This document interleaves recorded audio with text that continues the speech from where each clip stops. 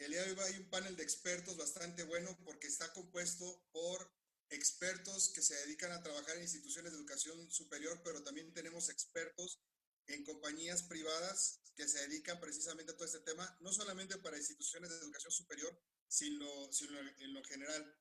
La duración va a ser de 1 hora con 20 minutos, se nos va a ir como agua el tiempo, porque vean ustedes a quién tenemos en el panel de hoy. Nos acompaña nuevamente mi querido Juan Carlos Huguel.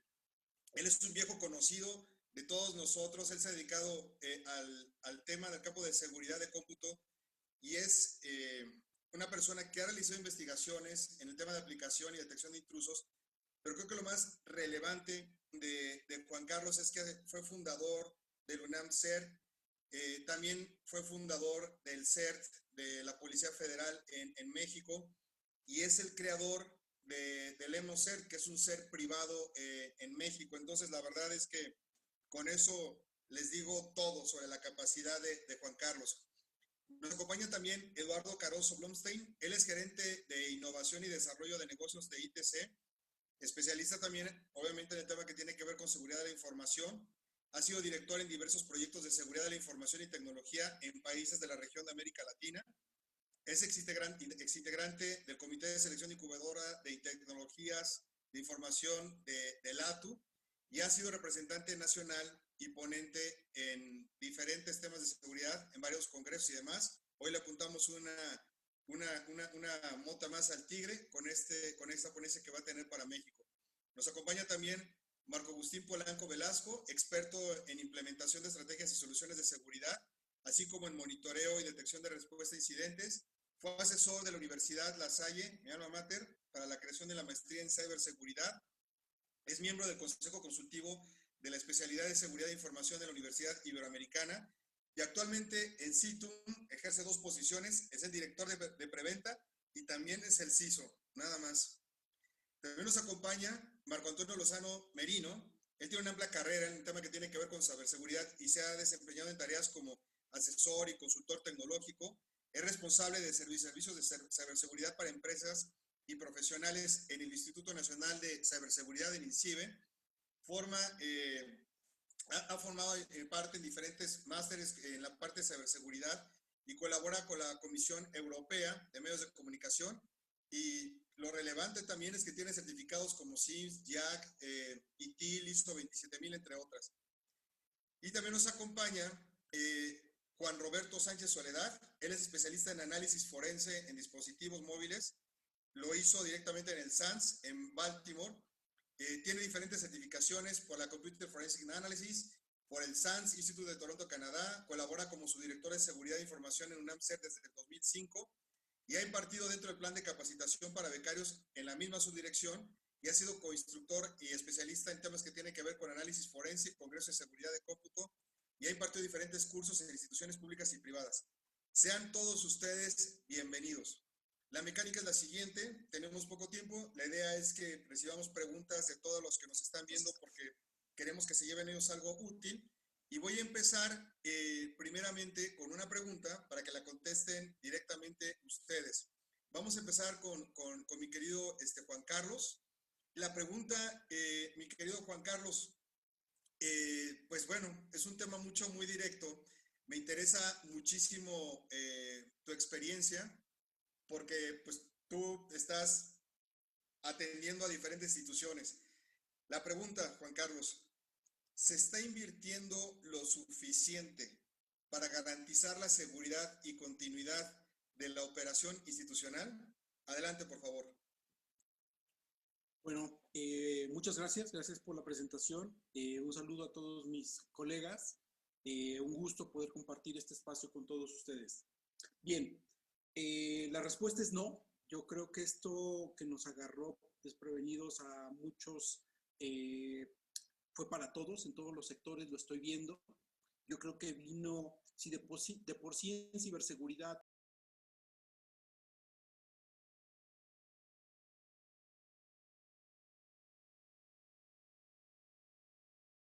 por ejemplo, gobiernos, recuerdo el de Atlanta, que estuvo más de un mes gobiernos en diversos estados de la Unión Americana, también afectó en México y en algunas otras regiones en España.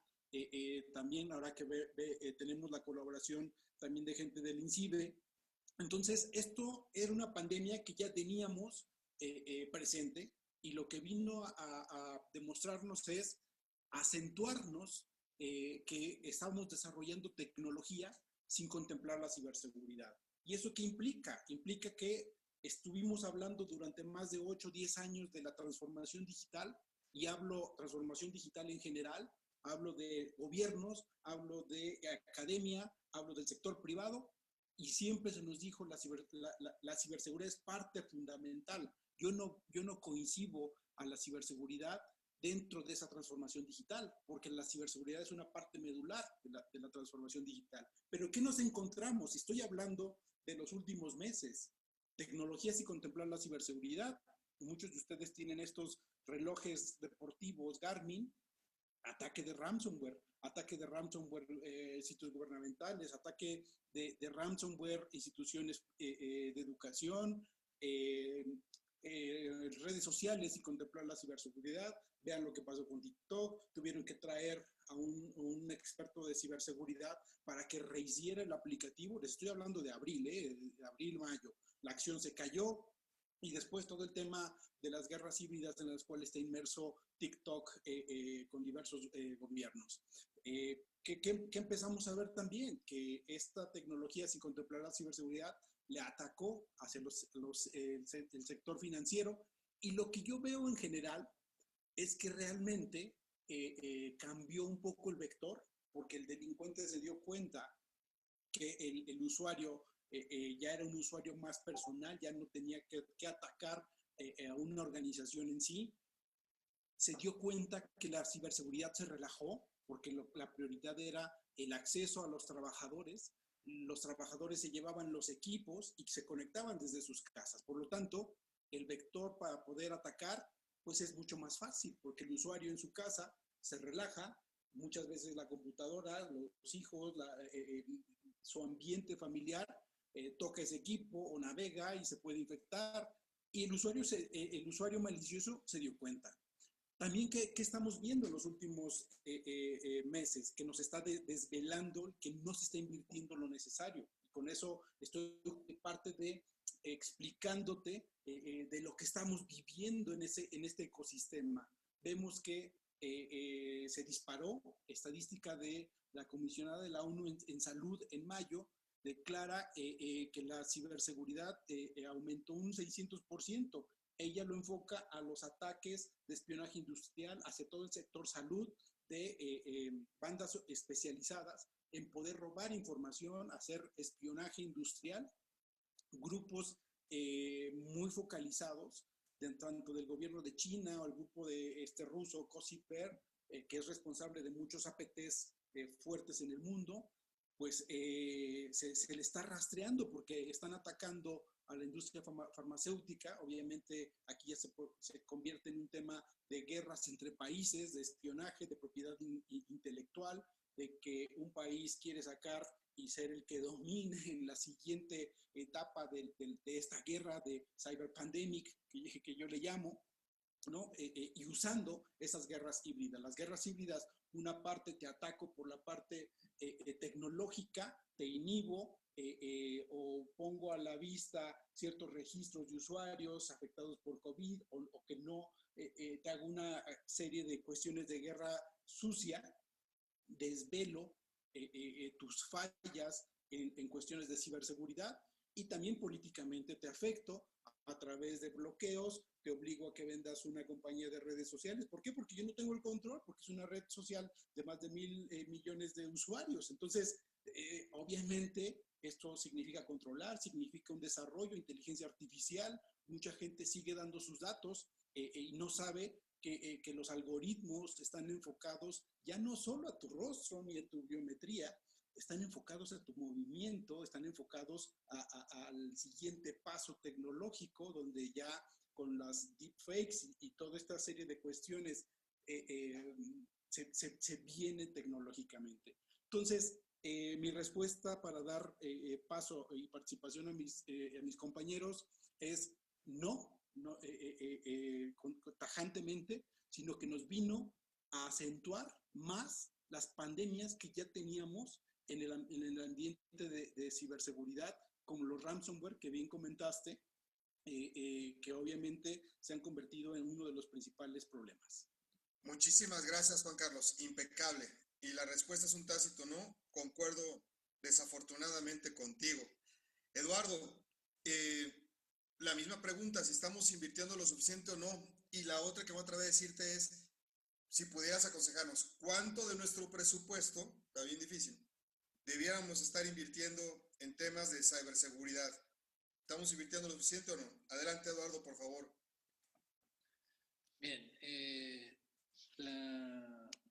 a ver si me pueden permitir compartir el video, por favor. Porque se ve que está bloqueado por el administrador. ¿Hola, se escucha? Sí, te escuchamos. Bueno, a ver, siguiendo un poco con la visión de Juan Carlos, que comparto plenamente, hay otros temas también que están vinculados a esto de la inversión. Y voy a dar vuelta la ecuación y pensarlo distinto. No sé si ustedes han visto o están estudiando qué capacidad de supercómputo hay en cada uno de los países del mundo.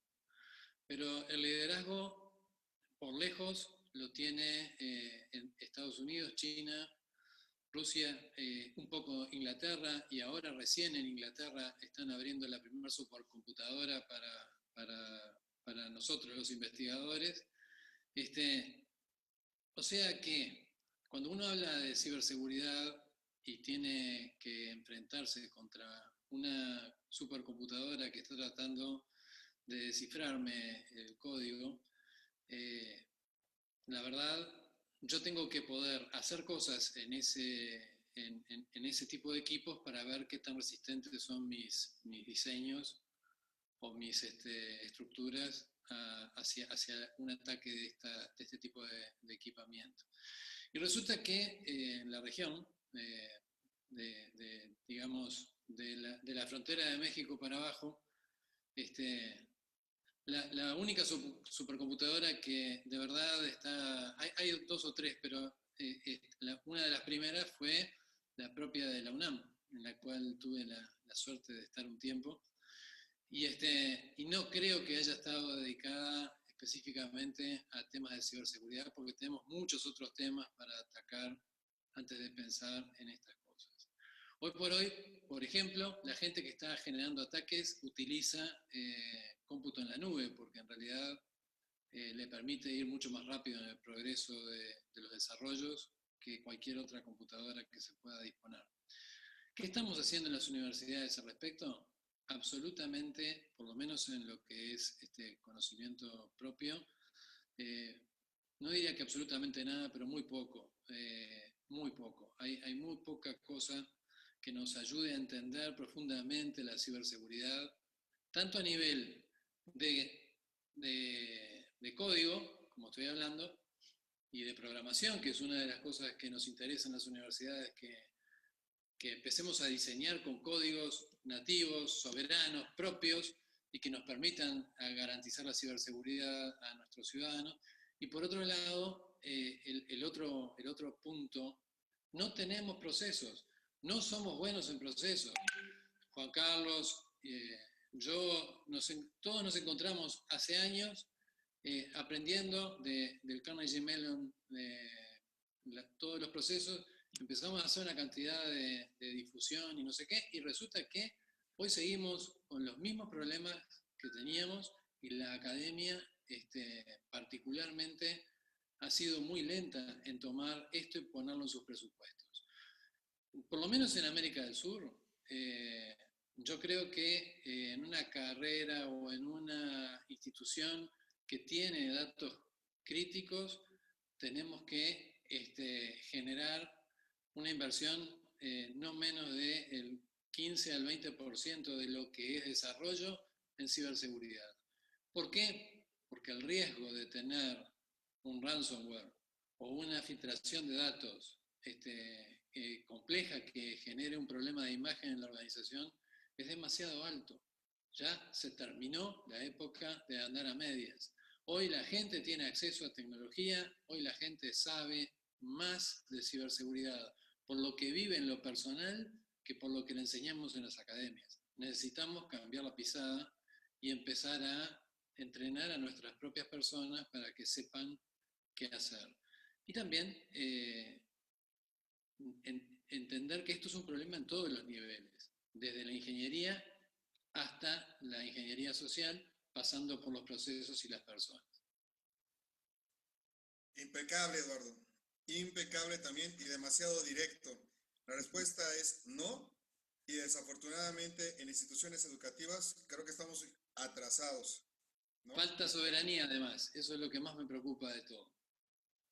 Pues bueno, mi querido Marcos Agustín, tú que no trabajas dentro de una institución educativa, pero atiendes a diferentes tipos de empresas, pequeñas, medianas y gobierno y demás. Allá afuera, en otros sectores, ¿les pasa igual que a nosotros? ¿Se está invirtiendo o no se está invirtiendo lo suficiente en temas que tienen que ver con ciberseguridad? Entendiéndolo no solamente desde la contratación de servicios, software o hardware y capacitación, sino todo en su conjunto. Adelante, por favor, mi querido Marcos. Sí, gracias. Buenas tardes a todos. Efectivamente, desafortunadamente la respuesta es la misma. No se está invirtiendo suficiente. También es importante mencionar que es cierto que hay empresas que sí están haciendo una buena inversión. Sí me escuchan, ¿verdad? Sí, te escuchas perfecto. Perfecto, sí. Hay empresas que ya han tomado con más seriedad este asunto y se han estado cambiando drásticamente sus presupuestos, pero algo que también es importante notar, ahorita preguntabas tú, oye, ¿cuánto sería razonable invertir? Y la verdad es que no hay un dato específico. Lo que se habla por ahí puede ser que sea entre un 7, 10 o 13% de presupuesto de TI, pero algo también que yo observo y que considero que también tenemos que cambiar es que no necesariamente tenemos que relativizar el presupuesto de seguridad en función del presupuesto de TI, porque a veces TI ya tiene una madurez de mucho más años y la seguridad no. Entonces yo creo que tiene que estar más en función de lo que siempre hemos hablado, que es de los riesgos. Y esto tiene que ver con el nivel de madurez. Si mi empresa está apenas empezando con el tema de seguridad, es muy probable que tenga que hacer una inversión mucho más alta en términos de porcentaje que si lo supedito al tema de TI. Y por otro lado también es importante, y eso lo vemos nosotros, desafortunadamente no hay presupuesto que alcance. Es decir, si quisiéramos cubrir todos los temas de seguridad, pues no va a haber presupuesto que nos alcance, no va a haber negocio que nos aguante ese presupuesto. Entonces ahí lo que yo quisiera como transmitir en ese sentido de inversiones, para mí es muy importante el tema de análisis de riesgos y sobre todo el priorizar esos riesgos en función del negocio, del impacto que puedan tener para el negocio, y entonces entrar en una discusión más de decir cuál es la iniciativa, el control o el presupuesto que puedo asignar a esas iniciativas que más me da una relación, que me da una mejor relación en términos de reducción de riesgo versus el costo que me va a implicar esta inversión, porque al final el tema aquí, para mí, el juego el tema o el nombre del juego es priorizar, porque cosas que hacer y podemos analizar en cualquier organización, cosas que hacer son muchísimas y no va a haber presupuesto que alcance. Entonces, en ese sentido, yo diría definitivamente no se está invirtiendo. Hay empresas que ya están reaccionando, que ya están cambiando significativamente sus inversiones. Falta mucho por hacer, pero para mí en el tema de inversiones lo más importante es poder priorizar y maximizar el beneficio en reducción de riesgos de esas inversiones. Muchísimas gracias, mi querido Marcos. Y ahora vamos a pasar con Marco Antonio Lozano. Marco, en el tema que tiene que ver con las inversiones, desde el punto de vista INCIBE y con todos los que ustedes están haciendo en aquel lado de la península, ¿cuál es tu visión de lo que tienen ahí ustedes y de cómo nos veremos también acá de este otro lado del charco? Bueno, muchísimas gracias, lo primero, por permitirnos participar en este maravilloso encuentro. Es un placer para INCIBE estar aquí. Y bueno, estamos hablando muchísimo de costes, de inversiones y demás, pero tenemos que hacer también un pequeño análisis sobre por ejemplo, ¿cuál es el vector o qué es lo que más suele provocar o quién es el factor que más incidentes provoca dentro de una organización, independientemente de que sea una universidad, una empresa grande, una empresa pequeña, ¿de acuerdo? Entonces, nosotros vemos que efectivamente hay una necesidad de inversión, hay una necesidad de un apoyo tecnológico para determinadas cuestiones, pero lo que sí que es cierto y sabemos es que en muchas ocasiones el factor más elemental y más esencial sobre el que hay que invertir, y digo invertir entre comillas porque muchas veces no es necesario llevar a cabo un desembolso económico, es el usuario, es decir, el individuo, el alumno en el caso de una universidad, el profesor, el servicio TI, etcétera, etcétera. Y si nos ponemos en la tesitura de esa situación, muchas veces podemos considerar que esa inversión en ciberseguridad no es tanta como la inversión en tiempo, por ejemplo, de formación, concienciación y demás para ese tipo de individuos. Hay muchos estudios y, bueno, dependiendo de dónde miremos, vamos a ver que los usuarios suelen ser los que más incidentes, en la mayor parte de las ocasiones, de manera no intencionada, provocan pues, esos problemas de ciberseguridad entre el 60 y el 80%, dependiendo de los estudios. Y por ende, pues es un elemento que yo creo que tenemos que utilizar como inversión, por decirlo de alguna manera. Muchas veces, como digo, no es necesario pues, contar con medidas tecnológicas que nos pueden ayudar, desde luego, pero muchas veces, o sea, simplemente con lo que es una formación, un entrenamiento y medidas similares, podemos llegar a un nivel de concienciación de ciberseguridad muy interesante. Nosotros pues hacemos una especie de análisis para llegar a este nivel de concienciación o crear cultura de ciberseguridad en tres capas, ¿no? Por un lado, es esencial que a todos los miembros de la empresa, la compañía, la universidad, que utilizan, que hacen uso de los servicios tecnológicos, pues necesiten una formación. Esa formación puede ser una formación donde haya que invertir una cantidad de dinero determinada o puede ser una formación libre, por ejemplo, como toda la que ofrecemos en INCIBE para concienciar, que luego además permitan, pues, por ejemplo, llevar a cabo tareas de entrenamiento para identificar esas amenazas, esos correos, esos elementos, esas cuestiones dañinas que nos llegan a través de diferentes vectores, como es el correo electrónico, mensajería instantánea, redes sociales, etcétera.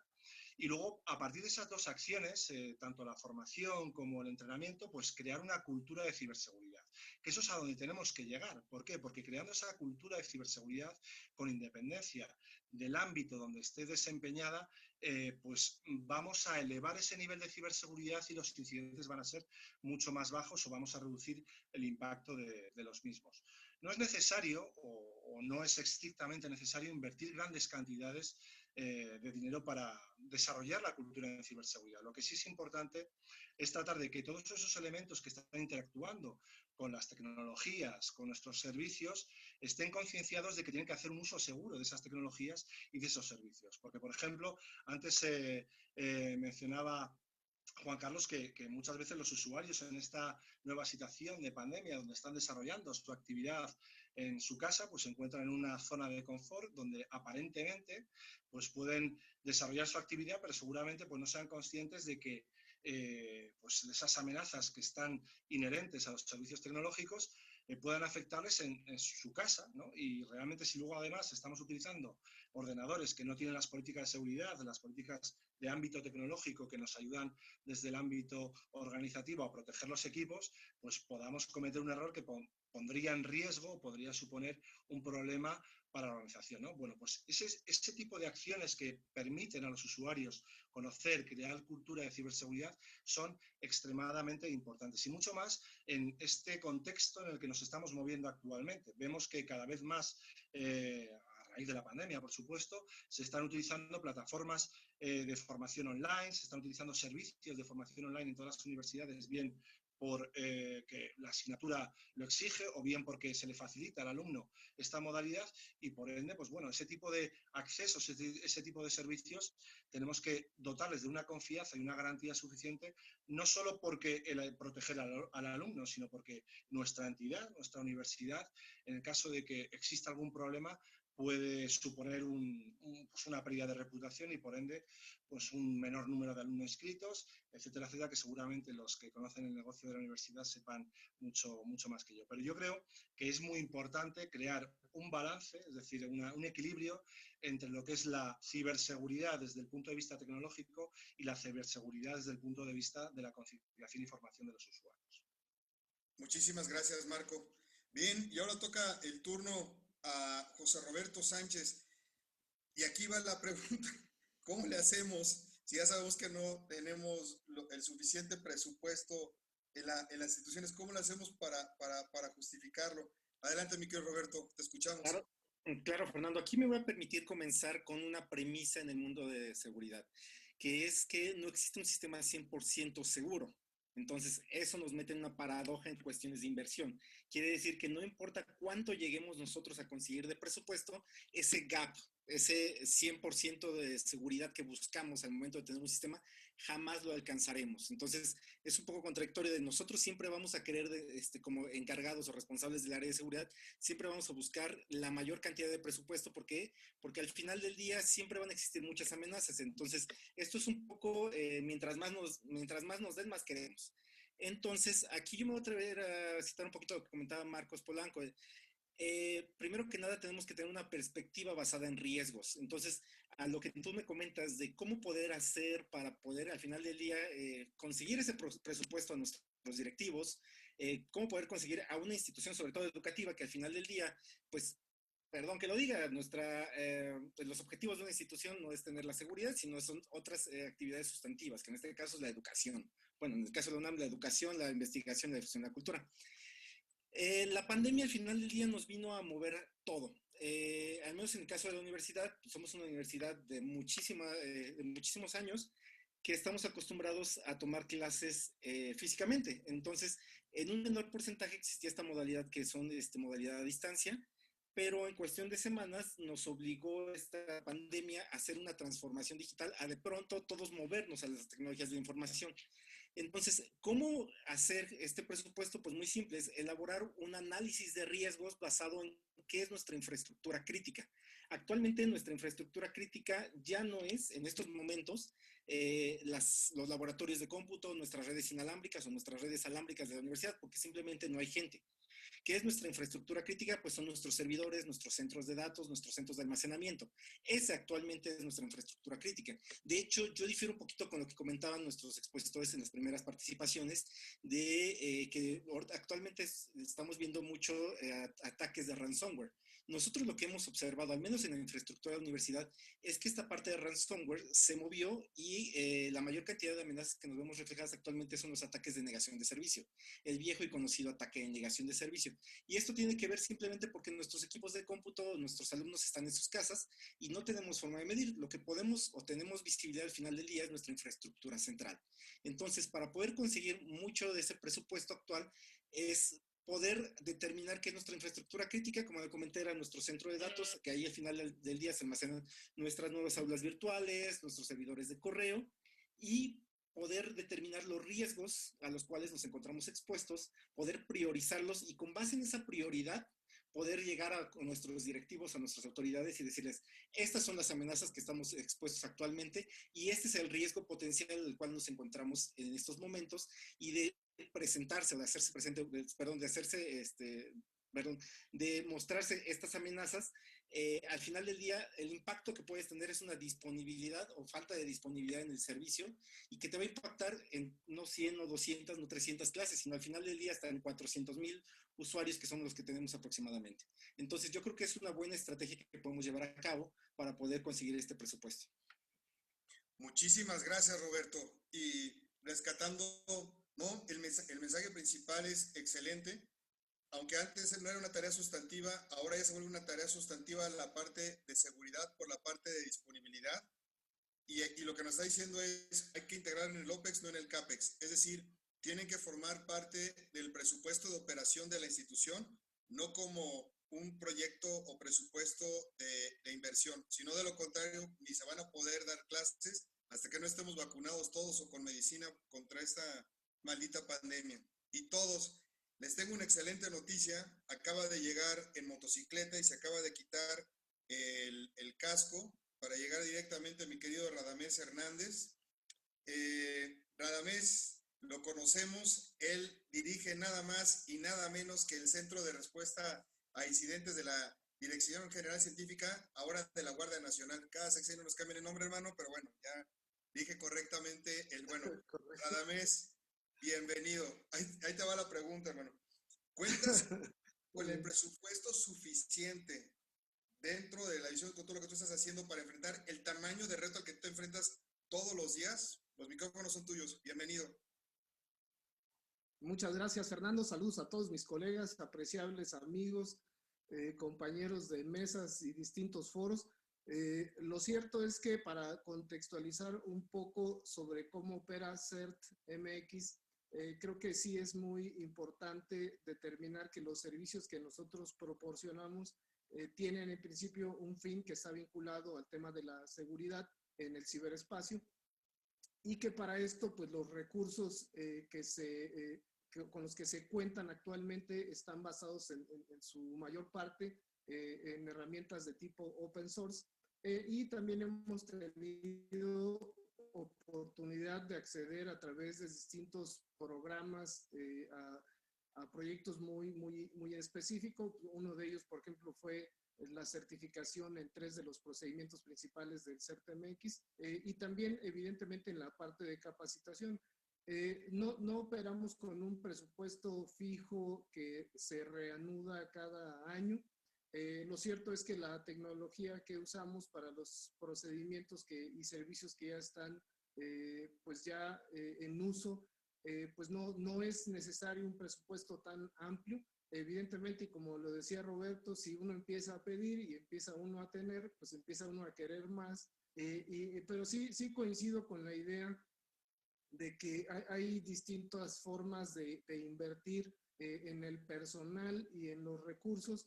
Una es que lo que tienes lo aproveches de manera óptima.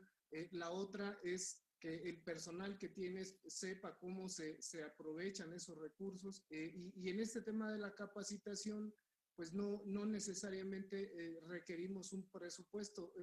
Nosotros en la Guardia Nacional tenemos, por ejemplo, acceso a distinta capacitación e información, también a través de distintas agencias, no solamente digamos que del sector privado, sino también de otras agencias policiales que manejan los temas, por ejemplo, de cibercrimen, ¿no? En este contexto, pues incluso las herramientas ya operativas, por ejemplo, para detección, monitoreo, gestión e identificación de incidentes, se utilizan mayormente con registros propios del CERT-MX y a través del intercambio de información de diversas plataformas. En resumen, pues sí operamos a niveles óptimos con el recurso ya propio de manera anualizada. Nosotros siempre pensamos que tener más también sería un escalón más, pero pues como ya hemos visto, mucha de esta inversión tiene que ir más a las personas y a los procedimientos que a la inversión propia en la tecnología. Incluso uno de los criterios, como ya se mencionaron, es hacer un análisis de riesgo, determinar si lo que vas a invertir va a tener un beneficio, en realidad qué está sustituyendo la tecnología, y si el factor humano sigue siendo el más débil, entonces quizá la inversión seguirá siendo un tema de decisión propia de cada institución u organización. Muchas gracias, Radamés. No te vayas, quédate en cuadro, por favor. Ahora vamos con la otra pregunta. A partir de febrero de este año, marzo de este año, cambian las cosas. Vámonos a trabajar desde las casas, vámonos a estudiar desde nuestras casas, a dar clases de ahí, corran todos por su vida, home office, la universidad desde la casa y demás, etcétera. Entonces, si nos pudieras decir, por favor, ¿cuáles son, desde tu punto de vista, las principales diferencias que existen en la arquitectura de seguridad previo al tema del confinamiento, ahora que entramos en el confinamiento, y qué va a pasar por el próximo año, suponiendo que no haya una vacuna o medicina? Adelante, por favor. Muy bien, pues hablando y sin generalizar, obviamente La arquitectura de las organizaciones no cambió, es decir, no es que al irnos a nuestras casas, entonces cambió o la inversión o la arquitectura, y más bien lo que sí sucedió es que muchas personas que necesitaban ingresar a los servicios de red local de su organización, pues tuvieron que estar utilizando distintas herramientas y justamente esto incrementó la actividad en Internet, siendo utilizada desde el hogar. Nosotros en la Guardia Nacional lo que hemos identificado es que cuando la gente está en ese contexto, suceden varias cosas. Usualmente las computadoras en casa se suelen compartir,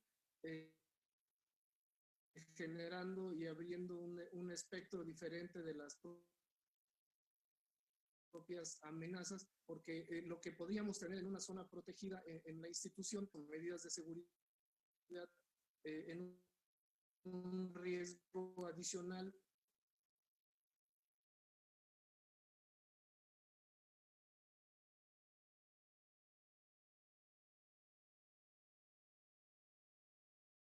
incluso para el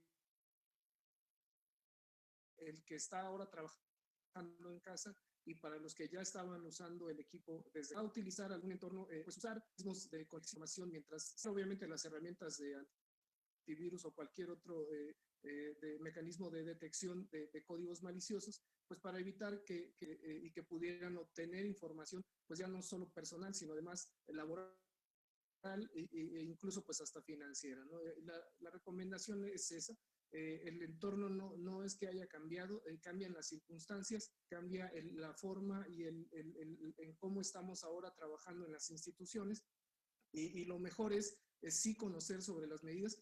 Para eso se han hecho foros. Nosotros en la Guardia Nacional, pues recientemente tuvimos la Semana Nacional de la Ciberseguridad, donde el objetivo fue darle la mayor recomendación a las personas, a las empresas e incluso a los que hacen legislación sobre los temas de la agenda que deberían de abordarse y cómo incluso tener los cuidados en el uso ahora que estamos en el confinamiento.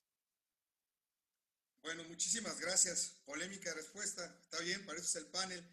José Roberto Sánchez, presente. Gracias. Yo coincido con algunos puntos con lo que comentaba Radamés. Estoy de acuerdo en el sentido de que evidentemente las herramientas ya existían.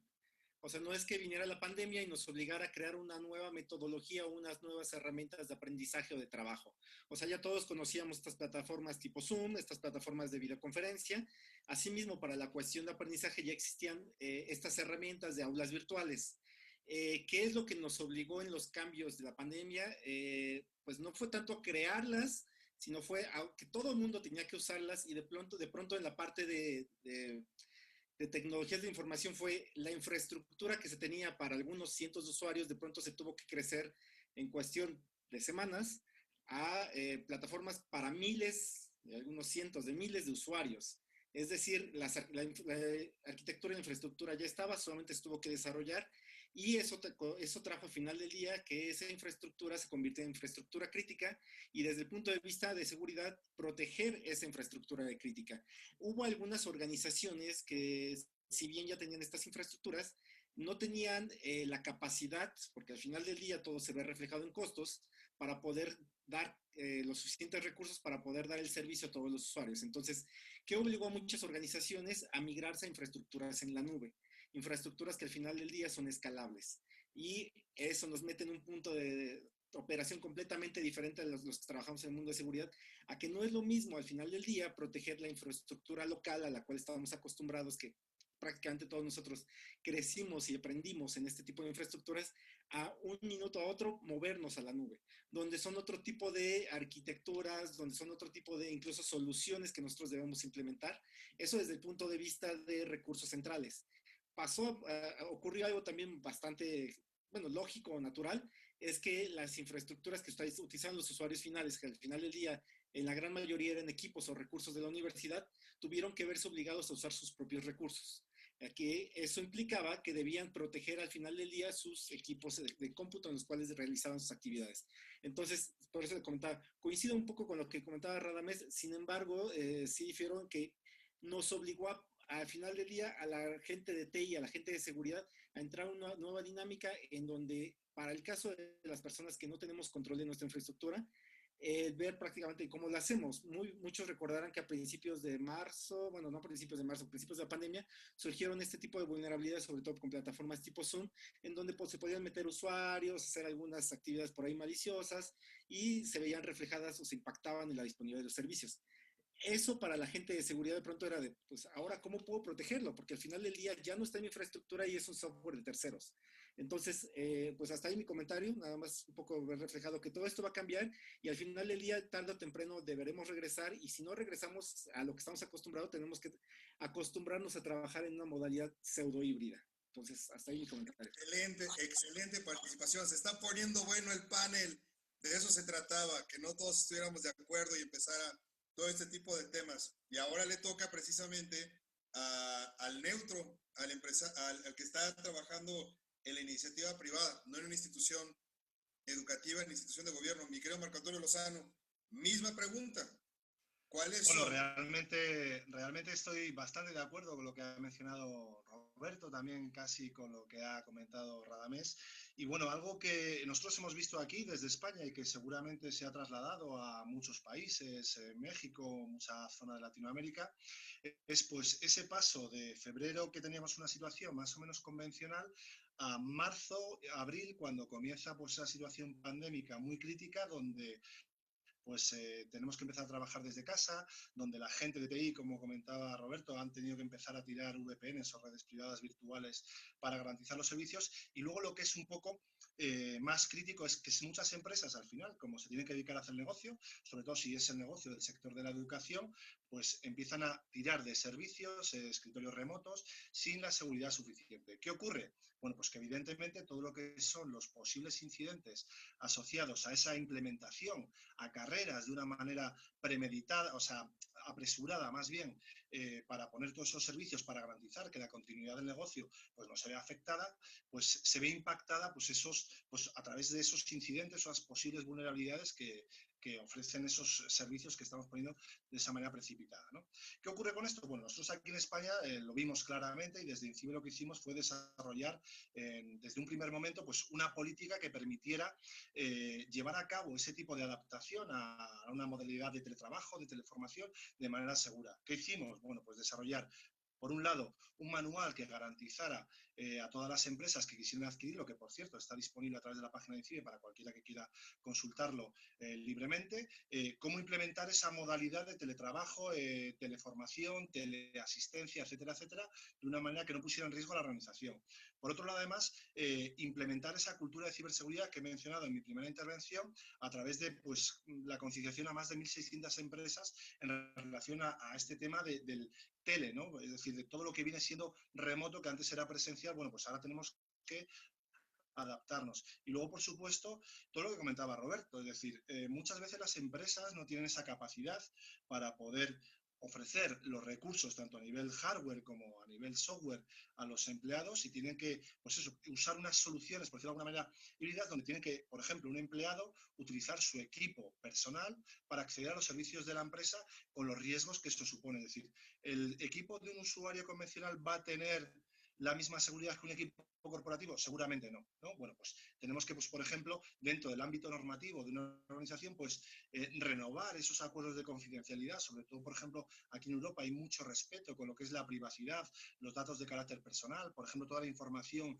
que se transmite a través de videoconferencias, a través de aplicaciones que son o que respetan la privacidad de las comunicaciones, de las conexiones, etcétera. Es decir, hay muchas dudas, hay muchos retos, hay muchas cuestiones que ahora mismo, 4 meses, 5 meses después de ese comienzo de la pandemia, se han solucionado, pero desde luego, de cara a que esto se siga desarrollando de una manera coherente, segura y demás, pues hay bastante por hacer. Por eso aquí, ahora mismo, el próximo día 20 y 21 es el 14 NIS, el Encuentro Internacional de Empresas de Seguridad. Uno de los retos principales es desarrollar este tipo de iniciativas para que las empresas del sector de la educación y otro tipo de sectores puedan garantizar pues que esta nueva modalidad que ha venido para quedarse, como todo el mundo ya está cansado de escuchar, pues se desarrolle con las máximas garantías para que los incidentes procuren el menor impacto posible en todas las organizaciones, con independencia del sector que sea.